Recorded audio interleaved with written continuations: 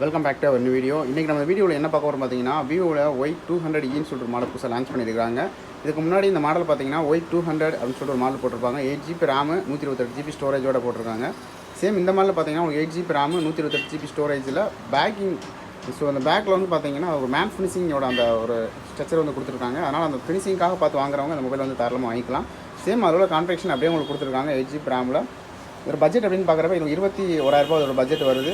நம்ம பழைய மாடலில் பார்த்தீங்கன்னா உங்களுக்கு அதே same 8GB RAM 128GB storage அந்த மாடலில் பார்த்தீங்கன்னா 22,000 வரும். உங்களுக்கு இந்த மாடலில் பார்த்தீங்கன்னா இன்டிஸ்பிளே ஃபிங்கர் பிரிண்டோட வந்துடுது.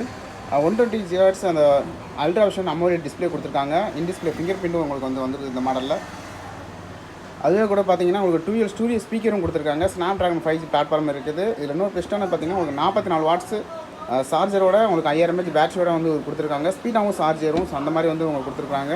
இந்த 44 வாட்ஸ் சார்ஜர் பார்த்தீங்கன்னா உங்களுக்கு விவோவில் T2 மொபைல் வந்து கொடுத்துருப்பாங்க. சேம் இதில் பார்த்தீங்கன்னாலுமே சேம் உங்களுக்கு 44 வாட்ஸ் சார்ஜர் கொடுத்துருக்காங்க. கேமரா அப்படின்னு பார்க்குறப்ப கேமராவும் நல்லா ஓரளவு குவாலிட்டியாகவும் இருக்குது.